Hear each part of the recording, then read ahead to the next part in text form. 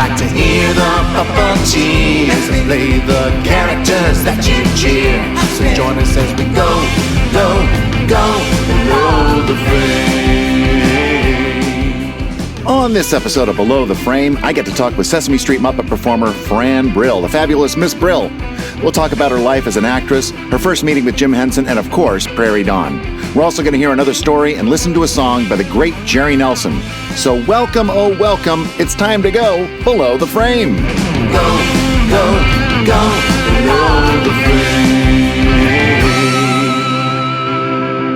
Welcome to Below the Frame. I'm Matt Vogel, and I am so pleased to be able to bring you these conversations on this little podcast. I hope that you are enjoying listening every week, and if you are, please let us know on social media. We are on Instagram at Below the Frame, on Twitter at Below Frame, no the for some reason, and on Facebook you can find us by searching for Below the Frame with Matt Vogel. You can also find me on social media, if that's your thing, on Instagram and Twitter at Welcome Matt V. That's Welcome Matt with two T's and a V. And on Facebook by searching for Matt Vogel. Good luck with all of that. I hope to hear from you all. Okay, now that that is out of the way, today on Below the Frame, I'm so excited to bring you this interview with the lovely and talented Fran Brill. She's Muppet royalty. She's a wonderful person, and she's an actor and, of course, Muppet performer who originated two of the most famous female characters on Sesame Street, Prairie Dawn and Zoe. Okay, I am ready, and I'm not even going to ask you if you're ready because I know that you are. So let's go Below the Frame with Fran Brill. Below the frame.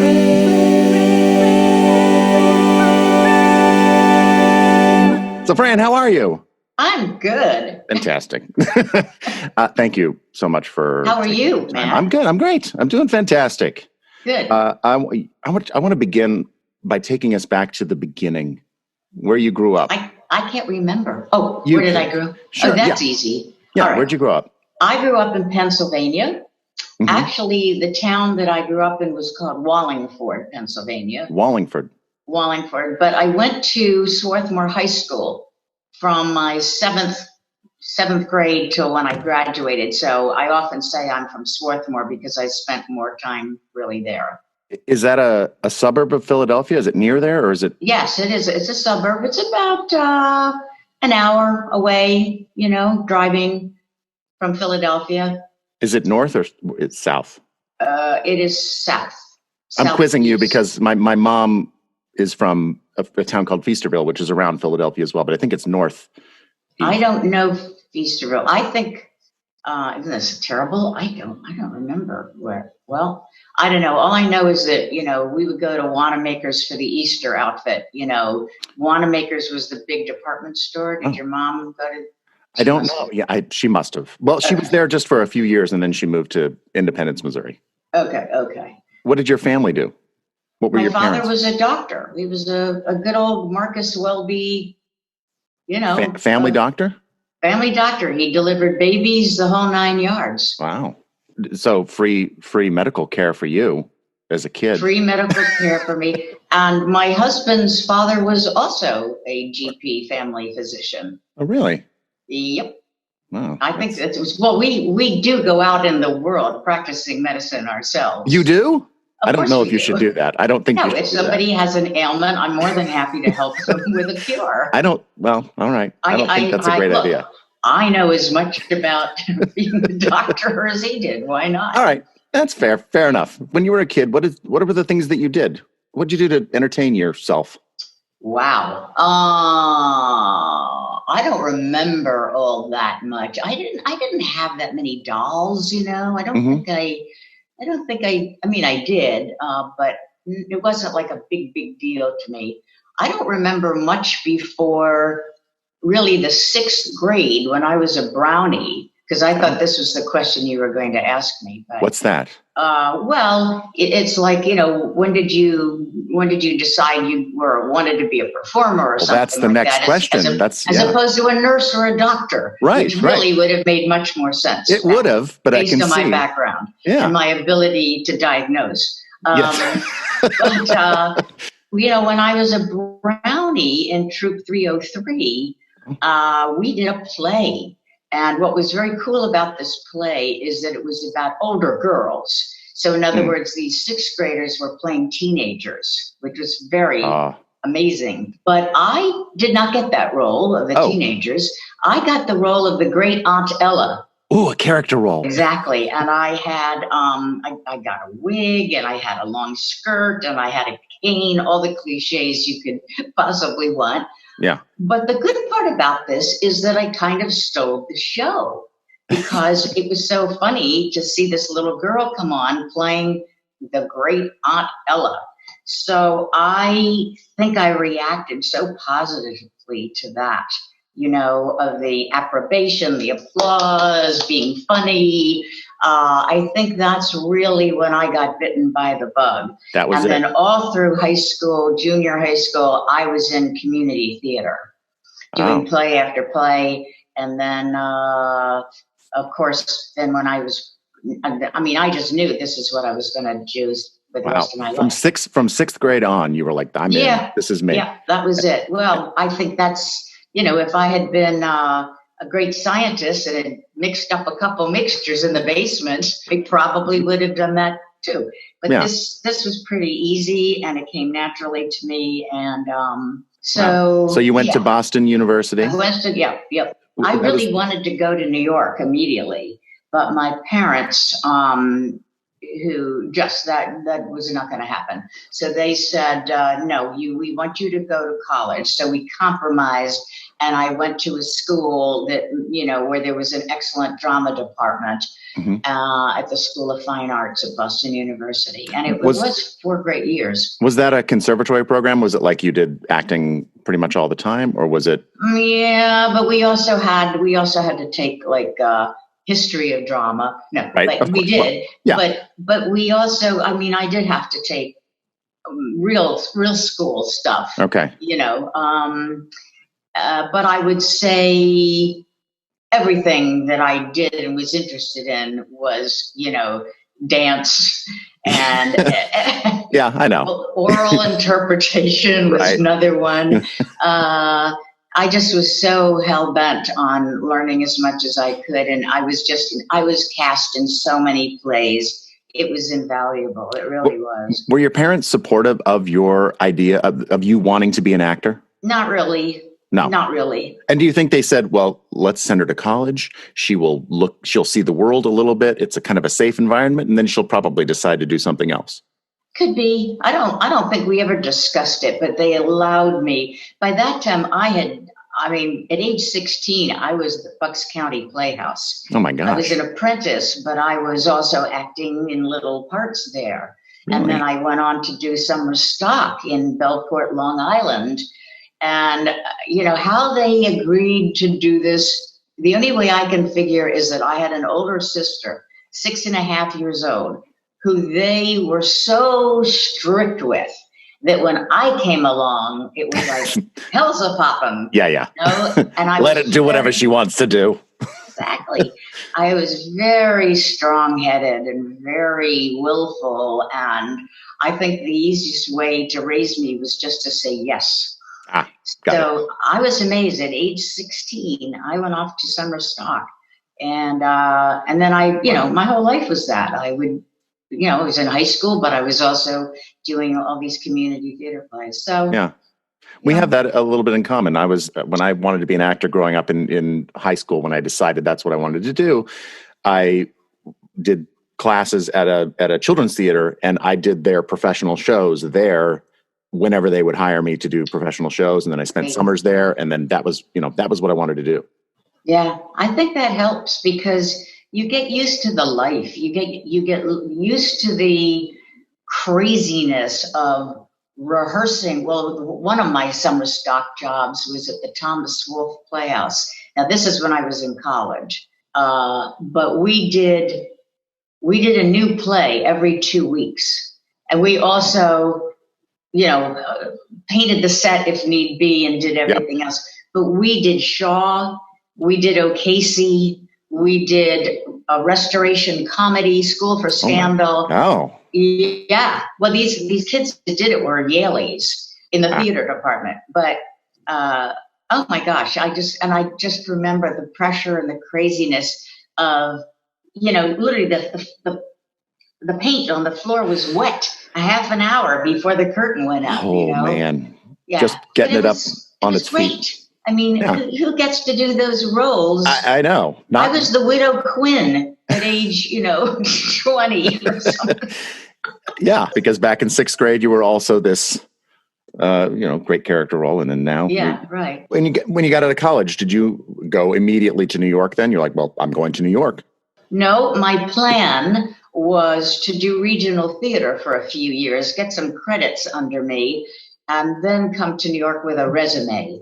Otherwise, I'm just a graduate of Boston University. However, my first job was at Theater Atlanta, where I got hired to be it's where I got my equity card, and it's where I got to play roles, even though I was a journeyman. I don't know how much people are going to understand about this, but it was fabulous. And then the crazy thing was that one of the shows we did got moved to Broadway. Yes, that was Red, White, and Maddox. Yes, everyone's favorite show, yes, I'm sure. Ended up in New York. It says, I looked up the playbill for it. You can look up the playbills, and the playbill says it's called A Thing with Music.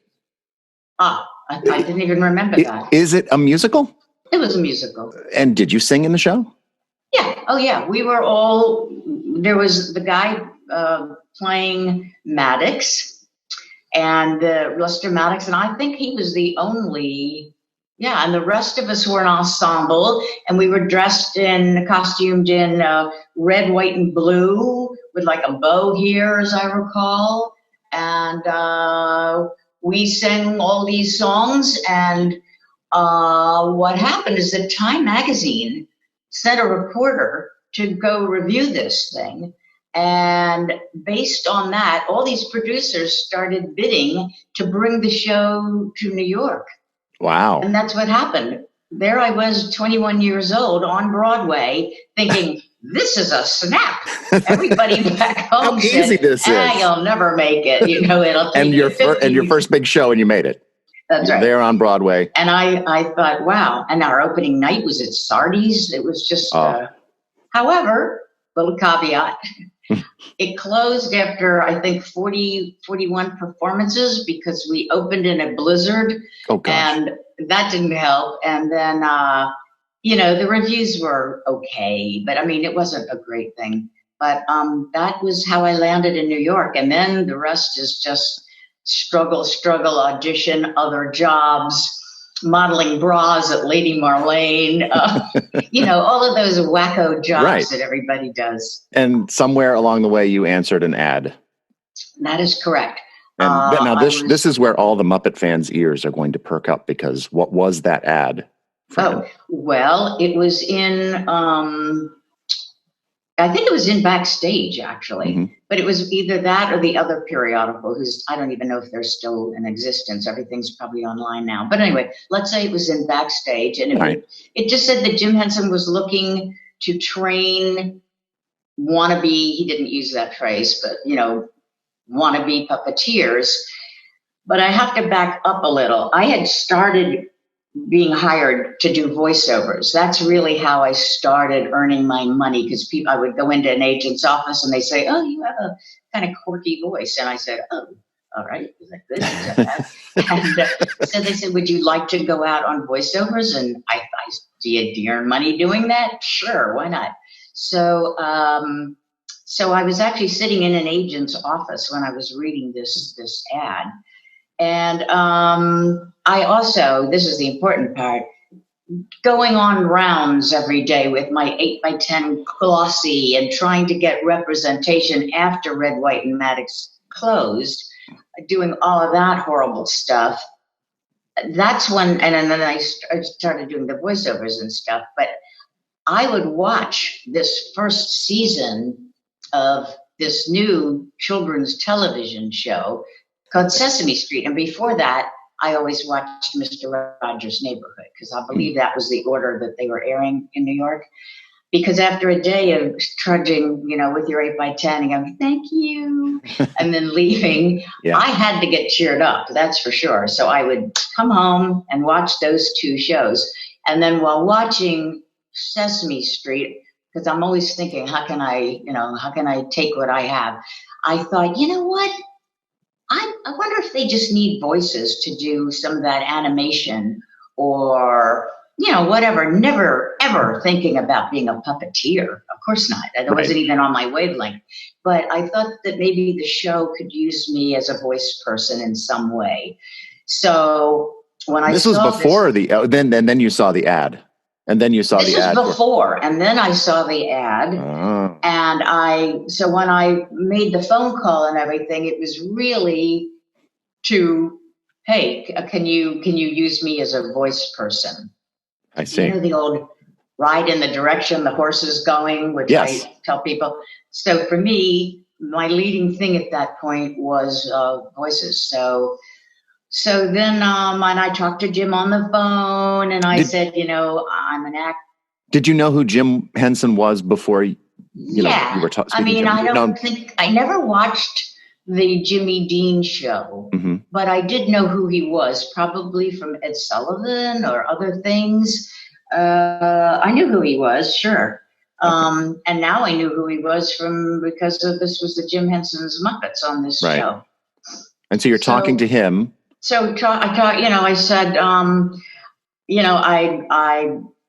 I'd like to know if you could use me for voices because my acting background, I told him I had just closed in a Broadway show, and I think maybe that sounded good to him. And I said, I know I can sing and I can do voices and I can do accents. That's all part of the actor's baggage, And he said, well, we don't do it that way. All of the puppeteers do their own voices. And I went, oh, very disappointed, And he said, well, why don't you just come over, anyway? So, he didn't say to audition. It was just sort of, I'm sure his mind was going, well, I didn't know how to puppeteer when I first started either, and hey, she's got half of the stuff already. All I have to do is teach her manipulation. I don't know. I really never asked him. It would have been great to say, Jim, why did you hire me? So I don't know, it was a couple weeks later, I went in. Do you want to hear this whole boring story? Absolutely. Yeah, it's not boring at all. It's fantastic. Yeah, well, as long as you feel like you want to tell it. I went over, and there was Jim and Frank Oz. And I don't know who that is. Which one is Frank? You don't need to know. He's not important. Okay, he's good. Not important to the story. And there was a wall-to-ceiling mirror and this big black box, which turns out to have a lot of puppets in it. So, he was very pleasant and asked me, a little about myself. And then basically he said, stick your hand into this box and pull out a puppet and let's see what you can do with it and whatever. And then as Jim would, he would say, well, try a different voice or try making that sillier or make it higher or make it lower, to see how flexible you were and stuff like that. And maybe I would do an accent. And he was all terribly easygoing. It didn't feel like an audition. It just was like a fun time. And I felt like when I walked out of there that, also we improvised a little bit. I should say that. We did improvise. There were some scripts. So Jim and Frank, but we laughed a lot. It was very easy. I think it was a good vibe. And I left. And when you walked out, were you like, I don't need to do that? Or were you like, that's an interesting thing? Were you intrigued by it? Yeah, I was intrigued. But I did think, well, they seem to have liked me, Please, God, let them like me. They seemed to have liked me. And I felt like I came up with some stuff that wasn't, I thought I held my own. But I really didn't care about getting this job because it was nothing like what I wanted to do. Okay, we're going to put a pin in our talk with Fran Brill so we can learn a little bit about Jerry Nelson. We've done this a few times now on Below the Frame. Jerry Nelson, of course, legendary Muppet performer of The Count, Floyd Pepper, Robin the Frog, and so many others. But he wrote short stories about his life, memories of events along the way, and I have asked people who knew Jerry to contribute a memory of him and then read one of his stories. Well, today, Martin P. Robinson is going to do just that. Marty? When I first met Jerry Nelson, it was at a recording session. The producers of Sesame sent me there to meet him, watch the session, get acquainted. It was Jerry and Jim and Frank, and I think Richard Hunt was there. And afterwards, I introduced myself and asked Jerry in my best enthusiastic young puppeteer voice, "Gee, Mr. Nelson, you got any pointers on the Snuffleupagus, sir?" And he said, "Yeah, start smoking and start drinking right now." So that was my introduction to him in person. I had known him by reputation, also from working with Bill Baird. I had worked with Bill in 1977 and heard lots and lots of stories about Jerry Nelson on stage and off stage and shenanigans backstage. So I was very much looking forward to meeting and working with him. 1963, Bill Baird. When people ask me how I became a puppeteer, I jokingly reply, "I lied and wore cowboy boots." The basis of that comes from the time I first went to see Bill Baird about a job. A friend, Jerry Contis, told me about an article in the New York Post that said Bill Baird needed a puppeteer to complete his company for a New England tour. I was between jobs, so I called and set up an appointment to audition. Now, the only experience I had with puppets was watching them on early television, and when I was around 12, I had a small marionette I got for Christmas. So, when Bill asked me if I had experience, I did what any actor worth his salt would do. I exaggerated. "Oh, sure," I said. "I used to do shows for kids in the neighborhood." This was not strictly a lie. I did show friends how I could make my little policeman marionette run and walk and jump and climb. But whether lie or mere exaggeration, I had the base knowledge of how a string puppet worked and the confidence that I could do it. I was wearing cowboy boots, the second part of my equation, which Bill told me to remove before climbing up onto the travel stage bridge. This was a rig of interlocking aluminum pipes with two parallel walkways, each 2 feet in width, with a 30-inch gap between, 6 feet above the stage in the middle and 9 feet to the floor behind. The overall length of this bridge was about 20 feet. The front walk on the audience side had curtains hung to hide everything but the stage. The back walk had, off the backside, an extension of wire cloth to keep the feet of the puppets, hung from a rail above, from dangling into the view of the audience. The bridge, or walkways, were suspended from 2 towers, one on either side, and these 2 towers each had small hand puppet stages at their bases. Bill explained how the puppet controls worked, much more sophisticated than my simple store-bought puppet, told me to get familiar with it and call him when I was ready. The puppet was a goon, a henchman, from his Man in the Moon show. The goon was wearing a trench coat and fedora and was holding a Tommy gun. He was about 26 inches tall as opposed to my cop's 9-inch height, but the theory and premise was the same. I worked with it for I don't know how long. In fact, I got wrapped up in it, and all of a sudden, Bill was there, asking if I was ready. Without missing a beat, I turned the goon and pointed the gun at Bill and said in my best goon voice, "Hey, Baird, the mob thinks this Nelson kid is okay. We want you to give him a job. Think it over, very carefully." Bill asked me to walk him across the stage, step across to the front bridge, and walk him back, which I did. And he told me to hang up the puppet, come back down, and put on my boots. He then took me downstairs to the office and said to his wife, Cora, "Cora, we found our other puppeteer." When I left, I was walking about 2 feet off the pavement. I had a job with the famous Bill and Cora Baird.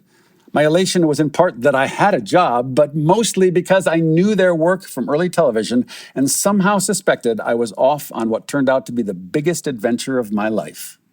I worked for Bill Baird from 1963 off and on until 1965 when I went to work for Jim Henson.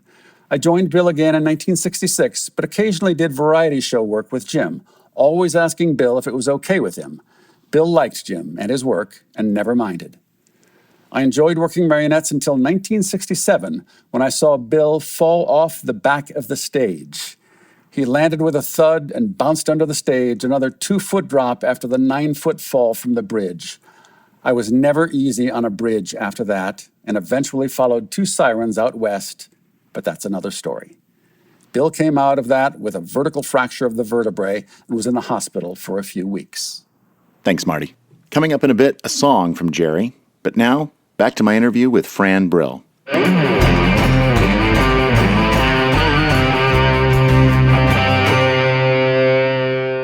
We were talking with Fran about her first audition with Jim Henson, and because she wanted to be an actor, she didn't really care about getting a job with the Muppets. It was just a way to earn money, really, because they were going to pay, and they did pay us to take this 2-week course. And it was like $75 a week. Woo! Big Wow, money. yeah. So But at this course, they taught you lip sync. Yeah, they taught you. This was the old, we practiced in the mirrors, and we really lip synced to songs mostly, is what I remember. Mm-hmm. And after the first week, they let some people go who were even less talented than I was, and then I finished the second week. And the most difficult thing, of course, was the old, oh my God, it's backwards and all of this stuff, and looking at a keeping monitor. arms straight, and the multitasking that is puppeteering. It is really one of the top multitasking jobs. Yes. And so it was that training of lip syncing, and then in that group, of course, was Richard Hunt. Ah, you knew that, right? I did. I don't think I knew that. No.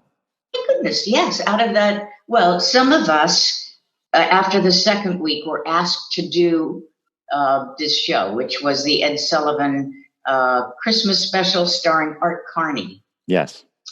And Richard was one of those people, and I was one of those people. And I took the job because, again, it was paying me, and it actually was kind of fun. Yeah. And so we went to Toronto and shot that. And then, this was all so quick. It's crazy because the workshop was in the spring. We shot this in Toronto in July.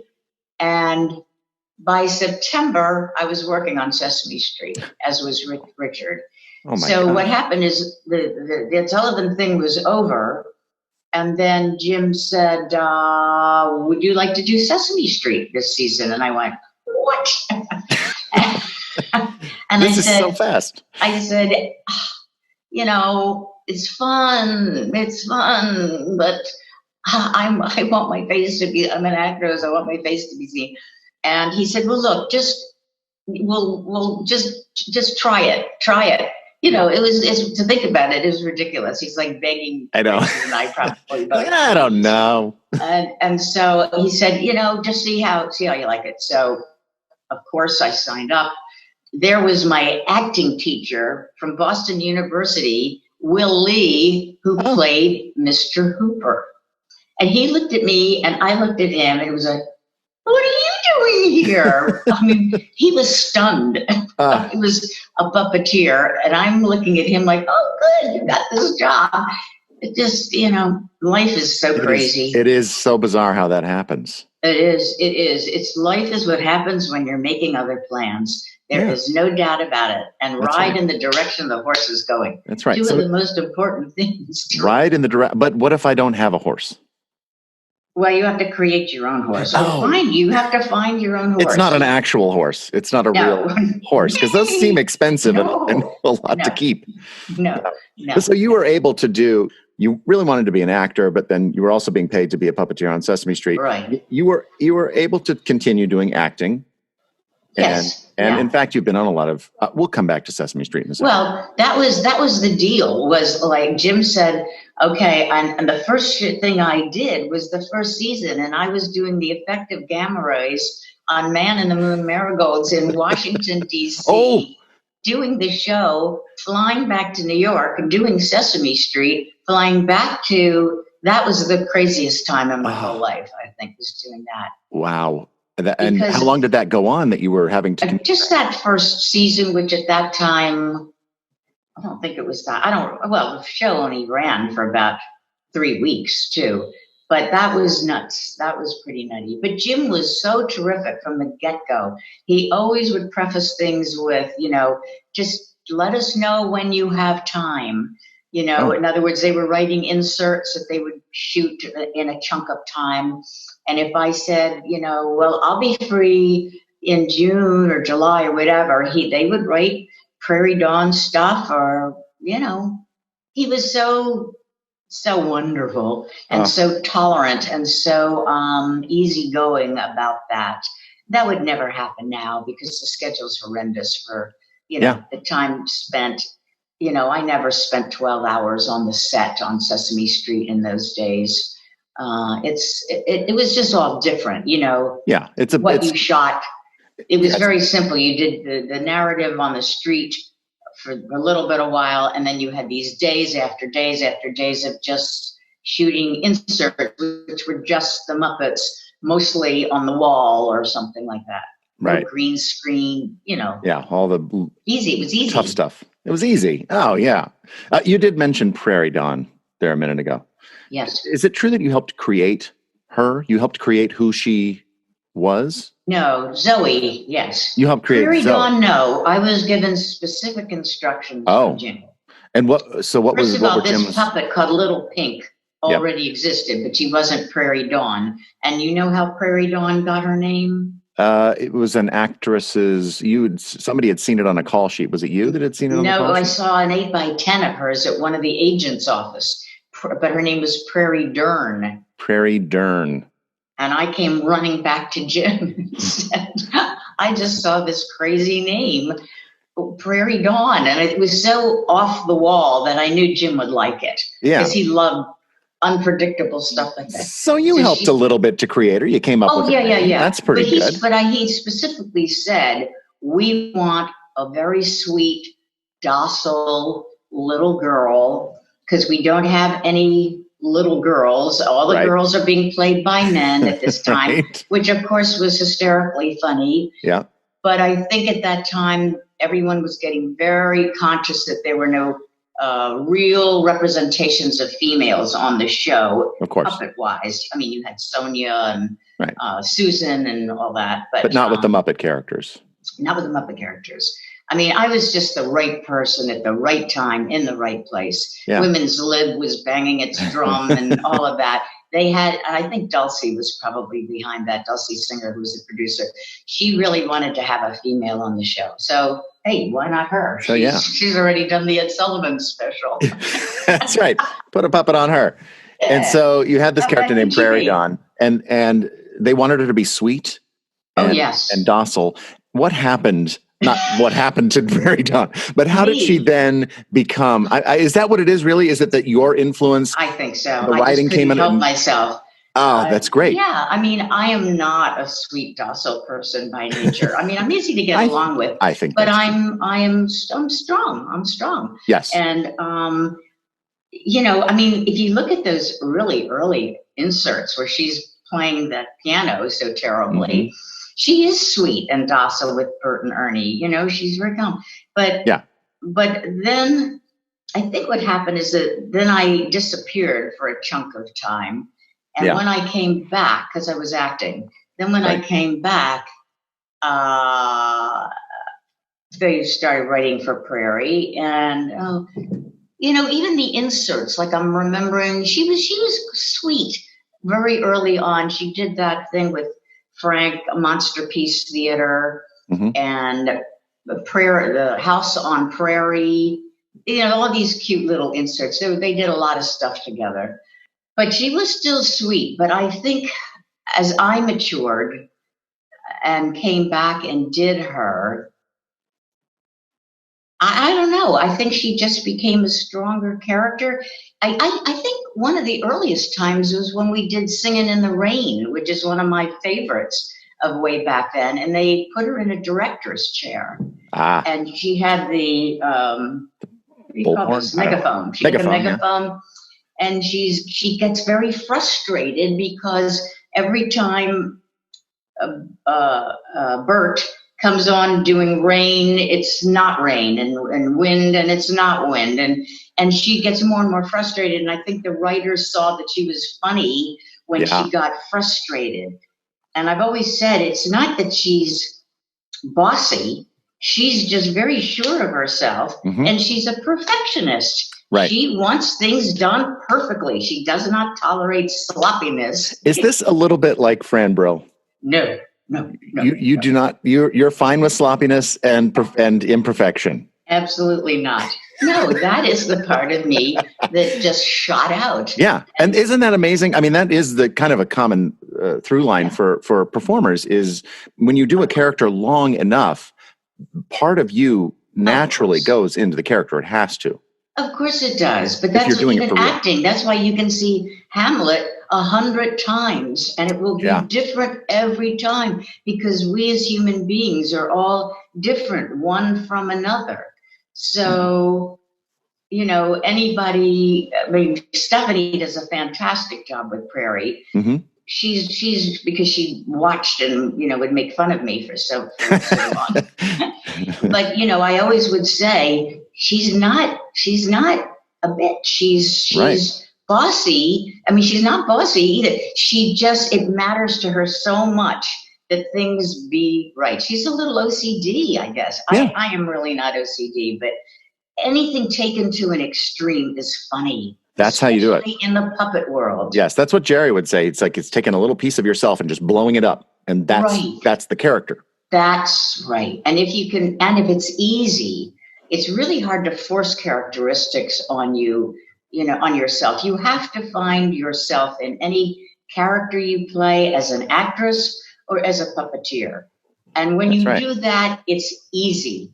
If you force stuff, as I did when I first did Zoe, and I hit the sound stage, and I was just pushing because they wanted her spunky, and it was so much effort and flop sweat, that I said, I'm doing something wrong. It can't be this hard. I have to find me in this, not externally pull these things, these words like spunky, good playmate of Elmo, and she's really not a girl. She's more boyish or something like that because she was very asexual. So what did you do? What did you latch on to in yourself? I just calmed down and forgot all about the notes, about the direction. And I said, one thing I did is I took myself home and I just said, well, that can't happen again. So I worked in the mirror more, and I just tried to be more easygoing with her, and it helped me too. I would improvise with Kevin, who was doing Elmo, and I realized I didn't have to. I could just back off. When you're pushing, that is so not good. That is so not good. I don't know. I think I just relaxed, and I decided, to just let more me, the joy in me come out, and the curiosity in me come out, and the happy little girl come out. And, I miss her. I really miss her. I mean, sometimes around the house, I'll break into one of their voices, or talk to my husband like one of them. I'm sure you do that too. Don't you? Nope, never. No, never. That is one of the questions that you get a lot as a Muppet performer. Is people say, "Do you ever do the voice at home?" I don't. Maybe I do, and I'm just not aware of it. But my answer is usually no. I don't. Right. Well, I'll find myself going, people. That's all right. That's different. Just something, because I'm pretty goofy actually at home. Goofier than you would think I am. And I go into voices, and sometimes I will say something. Oh gosh, I wish I could think of what I say. My husband, who tolerates all this, actually he's amused, thank God. But, he is, yes. Bob's a great guy. Yeah, I don't know, but I miss those. I miss doing them because they're such a part of me. Yeah. As is to support what we're saying. They're not somebody else. We are you. channeling these people, these characters. I'm not pulling this out of the air. And also the puppet tells you what it wants to be. I really think when you're doing it and you find yourself doing little cutie things with it, or knocking your head, or I didn't know I could do that with it. I'm going to use that. You can put those in your little bag of tricks and pull that out. It's a little like tennis. You get better at it the more you do it. The more you play tennis, the more you can correct what you're doing. The more you puppeteer, the better you get. Yeah, I would also say the more you observe, whether it's tennis or puppetry. Oh, absolutely. The more I observe, the more I feel like I can improve, no matter what it is. So true. That is so true. Observing others that are really good at it. I learned from my other tennis players. I go, oh, wait, that's a really good, I see what she did, that sequence of shots. Yeah. I think she trapped me or whatever, or she doesn't have, I don't have to bring my hand back that far, the racket back that far. But, we've got some close to geniuses on Sesame Street, in terms of their ability, their manipulation, their amazing ability to create characters. This is la creme de la creme on Sesame Street. Yeah, it's the top of the peak. And having the ability as a performer, being able to just at least observe the other people around you in any situation, whether you're a puppeteer, whether you're a tennis player, whatever it is you do, and observe people that are good at that thing and think, how can I use that? How can I make that my thing in my way? Right. I think is important. Right. But I really think it is the same as acting. The more truthful you are as yourself. And I really learned this late in my life, I think, as an actress. I think I don't know. I think I could have been a better actress many times if I had just plumbed myself. I don't know if that's easy to understand or not, but I know what you mean. You're seeing a part that that's not me, but I get to play that character. Right. Well, but really, what in it is you that you can bring to it to make it, like you said about Hamlet. You could see that a million times with a million different actors, and it's all different. And the more truthful they are to how they are in the moment, the better that performance is. I mean, we've all seen those amazing, brilliant performances on the stage or TV now, my gosh. And you go, and you think, wow, that was just an extraordinary performance. And it's because they really found that in themselves, some key that unlocked the door. Yeah. Yeah, we remember those unique performances of whether they're actors or puppets or whatever they are, because they are different. They are not what you expect in some way, even a tiny little way. But they a line reading, a choice of a line reading. But puppeteering is so much harder because then you have to be able to manipulate these itty bitty little movements to portray what this thing is feeling. And gosh, that's hard. It's hard to make it feel as real as it is when it is just this, It's a piece of cloth. Yeah, and its eyes don't blink usually, and you have to. It's the tilt of your head or how you're looking or breathing or whatever it is through that. It's character. The nuance. Yes. The nuance, and there are a lot of people, including you, young man, on the show who are so good at that. We're very lucky to have such. Really masters of the kind of puppetry. And we do consider ourselves actors, for sure. I'm going to push pause on our discussion about the subtleties of puppetry so that we can hear a song from Jerry Nelson. On his album, Truro Daydreams, this track is called Lazy Days, and in parentheses, it's called Bumblebees. And it features a full band and a background singers, and it's beautiful. Here, however, is a lovely version with just Jerry and a guitar.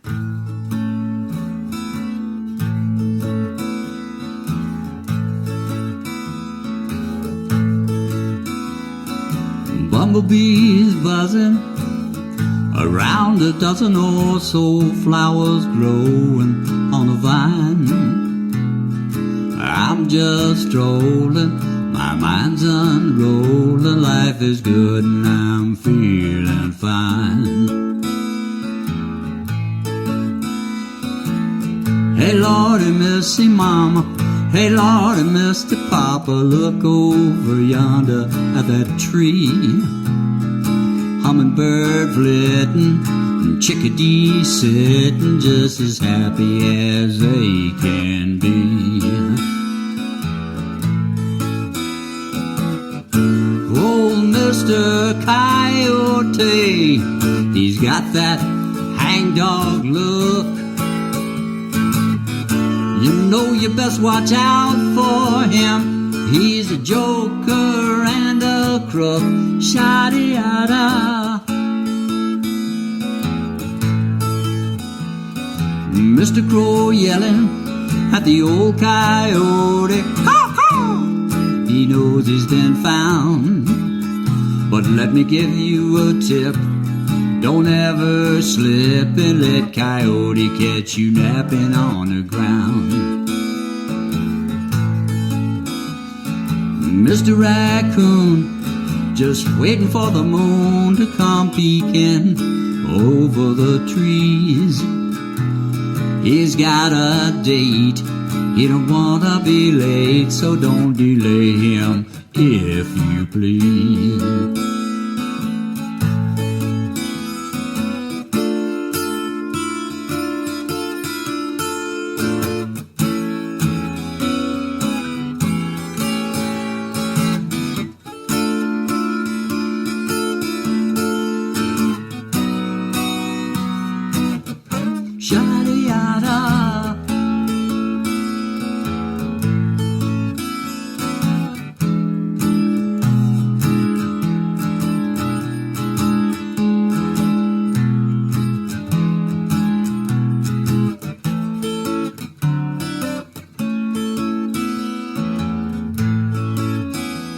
Now the moon's climbing high in a buttermilk sky so fine. Don't it make you want to shout?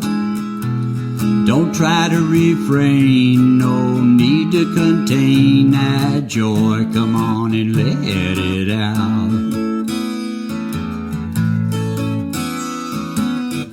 Life's a celebration, it's a dance of up and down. You get back double your investment if you wear a smile and not a frown. Shadi-yada.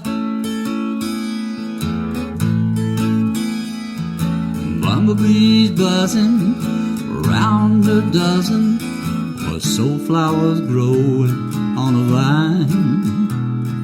I'm just rolling, my mind's unrolling, life is good and I'm feeling fine. Life is good and I'm feeling fine.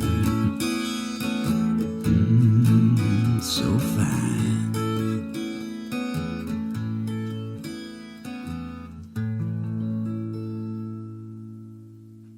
Thank you, Jerry. We are back with Fran Brill talking about puppetry and acting. There's another class for master class. All of a sudden, all these master classes with chefs now. That's right. Like every time I go to something and the ad for master classes, there's somebody else now who's doing something. You could do a master class in puppetry. Master class, do you hear that? Yeah. I'm available. There you go. I don't know. You probably just have to write to the producers. You might be. Yeah, that may be. I don't know. It's a fairly niche profession. There are a lot of these things on masterclass. Anna Winter, the editor of Vogue, she's got a masterclass. What is she teaching? Sure. There were several that I've just seen lately when I went, really? Yeah, you would be surprised. Darn, I wish I could think of them. I know. They pop on, I think, when I go Steve Martin teaches comedy, Steve Martin teaches comedy, which totally makes sense. Yeah, and I saw an excellent chef, Thomas Keller. He teaches a thing about cooking. I can see that, though. That makes sense to me because people want to know how to cook, and if they love this chef, that you can learn from him, and that's valuable. And there are a lot of people that like to make their food. There aren't a lot of people that like. It would be a young crowd, and probably the young crowd would not even know what master class is. They might not. Kids in their teens, or they. You know what? Who knows? Who knows? We'll see. We'll keep looking back. I would try to do that if I were you. The worst thing is they say no. You're right. You are right. I always do whatever, because I always say the worst thing is that it doesn't work out. You got to ride a horse that way. What's that thing you said? You can make it your own, Matt. I think I just did. So let me see. What else do I want to talk to you about? I wanted to talk to you just briefly about, as an actor, you've done TV shows, you've done movies. Mm-hmm. You did What About Bob that was directed by Frank Oz. And so my question, I guess, is you worked with Frank as a fellow actor for long before he was a director of this film. Anyway, your Prairie Dawn with his Cookie Monster for years, but on a film, he's the big boss, right? Not to me. Not right. That's my question. Is No. what was he to you in that experience? Oh no, it was not at all. No, we were professionals for sure. Oh no, I never would have goofed around with him while he was directing the film. It was a kind of a tense atmosphere anyway on the set. Did you feel like you had, because you had worked together for so long, that you had kind of a shorthand, even though he's in a different position? Yeah, I mean, he'll always just be Frank to me. I know, yeah. Regardless. But, I think I always looked up to Frank and Jim, of course, even though I worked besides them. I never felt like I was really their equal because they were just so far ahead of me as performers. And it's Jim and Frank. I mean, come on. I know. Yeah. And you were part of Muppet Guys Talking. Yes. And what was that experience like? It is, as a viewer, as a fan of Muppets and Sesame Street, and also as somebody that knows all of you and sits there and watches it, I loved it. Oh, good. I was a little disappointed in myself because Why? You've got three of the funniest men in the world in that box next to you. And to try to top them or even join in was very difficult for me. They are so quick. But Franny, you brought you to that. And you are very funny. I'm not saying that you're not. But if you're observing three guys trying to out, ha-ha each other. Exactly. There needs to be somebody that's the grounded. You're right. And that's what basically I said to myself, well, I've got to be me. So if I thought they were funny, I laughed uproariously. I'm a great audience and they are so funny. You really can't say who's funnier than who. But I must say, Bill Beretta, I don't think anybody in the world makes me laugh as much as Bill Beretta. He is a funny man. Funny thing. I guess it was a home video. You must have been around where I guess it was during the Iraq War, and Elmo's dad went somewhere. Right. Yeah. It was never said it was Iraq or, anywhere like that. But he was obviously on a base somewhere, with like bunk beds or something. Yeah. And so he was doing a video chat with Elmo's mom and Elmo. You weren't there? I probably was there. Oh, but I okay. can't remember. Well, Bill, being the naughty, crazy person that he is, every time he either flubbed or in between takes, he would say something outrageous to Elmo's mom, who was me. Yep. And right. I was laughing so hard, I was sobbing, Yeah. I had flipped over into crazy town. I was on the floor laughing. Well, and you kind of need that. You kind of need that because you're creating this video for a very serious, specific purpose, and you kind of need to let out. But it's Bill. He's insane. He's insane and insanely funny, and really doing all those. Well, gosh, I guess it was. Yeah, no, I guess it was when we were pitching the movie to the video. We were doing all of these interviews in New York. I mean, I can't look at him half the time because he's just so, it just comes out of his pores to be outrageous. He comes there to play. He's there to play. Oh my gosh. And yet when it's time, take one, he's all there. Yeah. But anyway, he's funny. So it was an utter delight. Mm-hmm. It was wonderful because we all got really close again. I'm looking forward to doing something like that again. Well, I hope you guys do. Yeah, they're just great guys, great human beings. Dave is just a wonderful, wonderful person. Gosh, I'm crazy about Dave. They're all great. But, to answer your question, I just, there was just no way. I knew that even if I tried to top them, they would drown me out. And then I'd look at Frank all of a sudden in the corner and he'd be, his resting face is dour. Yeah. And that does not help me either. If I catch him going, Yeah.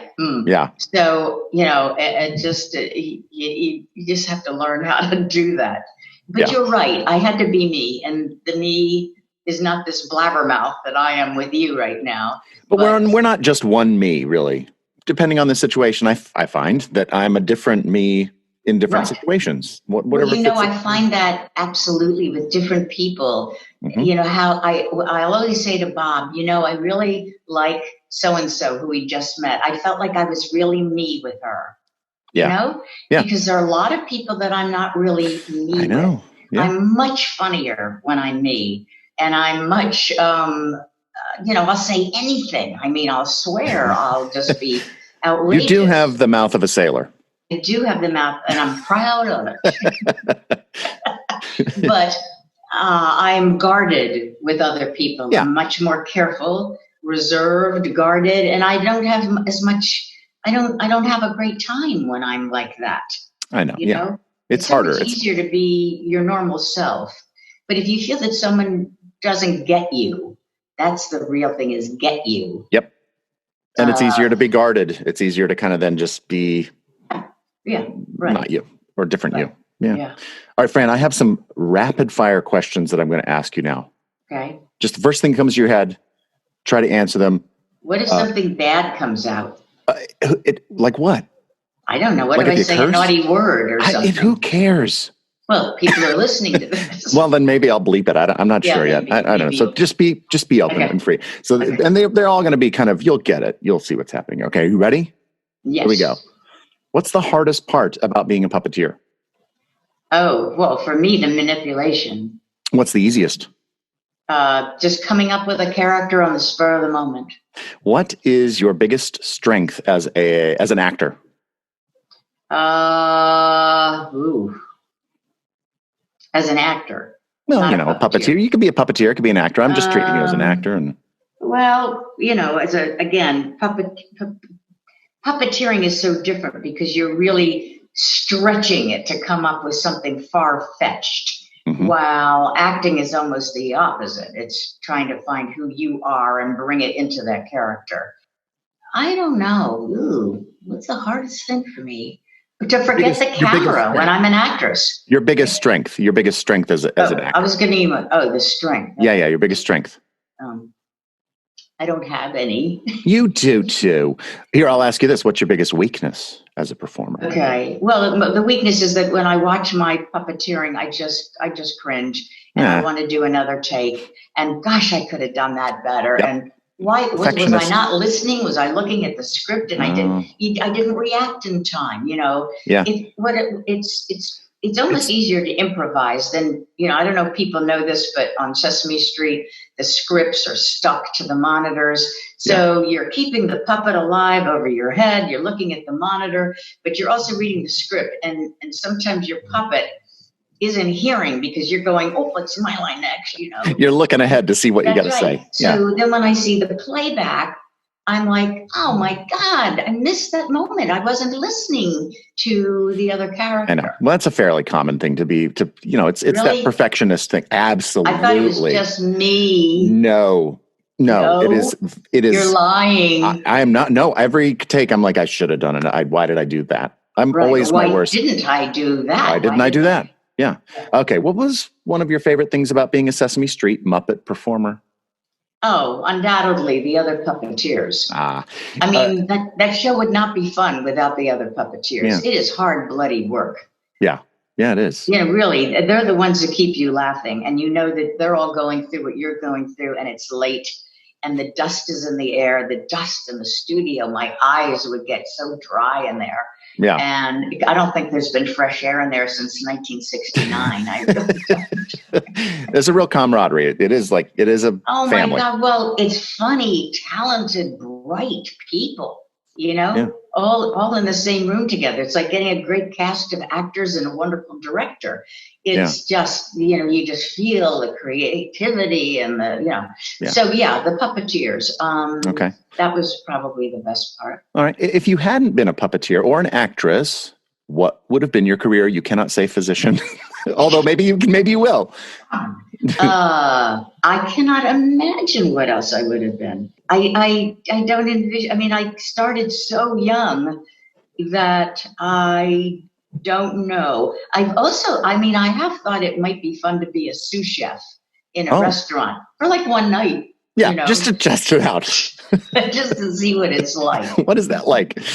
Okay, so there are probably people listening who want to hear you tell them what they have to do to become a Sesame Street Muppet performer. What would it be? Give like one thing that they would need to do. They must be willing to take a risk. That's great. Good. Jerry Nelson, our buddy, he once said to me, Matt, Sesame Street's great, but always have something that is your own, that you create, that's for you. Wow. What is that for you, Fran? Wow. That was so wise of him. It was. Because he played the guitar. So he had his music, I think. And he had this whole musical life. Yeah, a very separate life. What is that for you? Do you have something, would you say? Well, I love to cook. And I am a very good cook. I am not ever intimidated by a recipe. I always figure it'll turn out fine anyway. I don't always follow the directions. I add this, I subtract that. I have a very eager eater at home. Yeah. So whatever I make, he always likes. I mean, caveats there, but so I would say that's kind of a hobby. I love playing tennis. That's something I wish I had gotten to earlier in my life, like when I was a child. I have lots of things. Yeah, that's good.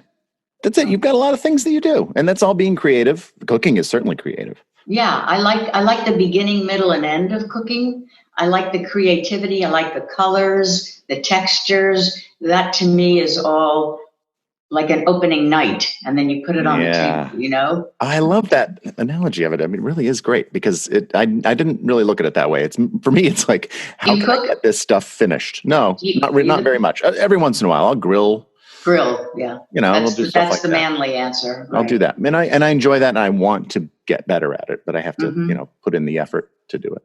I also I spend way too much time watching the nighttime comics and anything that's funny. I just, they're keeping me alive. You know? Yeah, I know. Oh man, Stephen Colbert, great. Oh, so good. So good. And Seth Meyers is great. Seth Meyers is fantastic. Love Seth. These days I've been watching Fallon and Kimmel because I want to see what they're doing from home. And they've been so delightful, those shows. Yeah, they're doing great work. It's tough in this time. You know, it'd be very easy to just throw up some reruns, I think, for a long time. Well, you're right.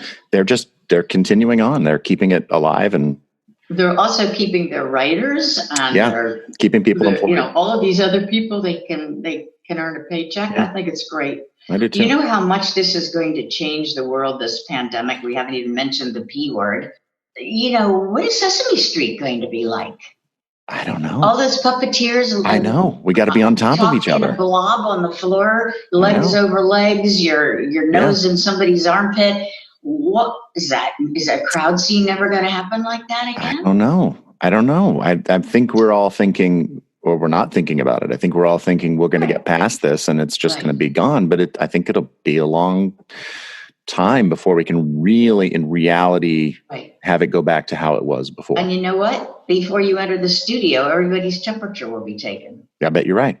That's probably a way of doing stuff like that. But I did think about Sesame Street and a situation where you have a crew of a lot of people, production staff, and performers all in it's a little bubble area. Yeah. A bubble of its own. It is. And I don't know what we're going to do, but I guess we'll figure it out. Well, look at all this virtual stuff that's going on. Yeah. Maybe a lot of it will be that. Maybe. It is tough though. I mean, it's hard to actually make it into something, although we turned that thing around very quickly. We turned that special around super fast. It was remarkable. And I was thinking about how there weren't live hands there. No, there weren't. Carmen and the Count.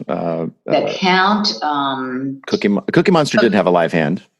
Really? Yeah. I thought he got really close to the camera with him because because the audience wouldn't see that Yeah. one arm was limp. No, Phoebe, his daughter Phoebe was his right hand. Oh, really? So, That's yeah. great. It was really nice. Oh, can I give you a good Frank Oz memory? Yeah. Cookie Monster? Absolutely. Because when I was first hired, it wasn't like they immediately gave me, a principal character. I was doing females, J is for Jane and stuff like that. But I was right-handing, at times for Ernie, at times for Cookie Monster. And probably everybody that right-handed for Frank had the same situation. But, Cookie, here. So Cookie Monster would be like this. And then, so every once in a while I would kind of, do a flourish to show how creative I could be with my right hand. And he would just go like that. Slap your hand on top of his hand. I love telling that story, but I'm sure everybody went through it. I think Peter Lenz has a similar story. Oh, he must. He must. I think we all do. Peter was the first assist for me with Prairie. Oh, really? Yeah. Yeah. Up to then, it was just you? It was just you doing everything? Or? Yeah. Wow. Yeah. I don't think anybody right-handed for me then, but Peter, I will always love him to pieces.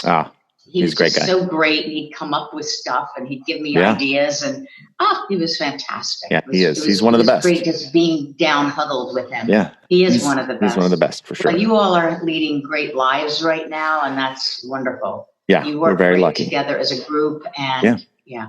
Fran Brill, thank you so much for talking with me. I had a great time hearing all about you, and it was a lot of fun. Well, my pleasure. Totally mine. Believe me, it's just wonderful to be around you again, even virtually. Even like this, yes, I agree. That's Below the Frame. Please check us out on Instagram, Twitter, and Facebook. It makes us feel good. Our show today was produced by me. Our theme song is written by Stephanie DeBruzzo and performed by the Mighty Weaklings. Our podcast artwork was created by Dave Holtein at daveholteindesign.com.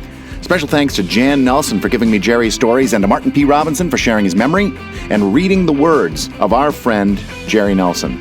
My thanks to Fran Brill for being a part of this episode, and to you, the fans, for listening. I am Matt Vogel, and we will see you next time when we go below the frame.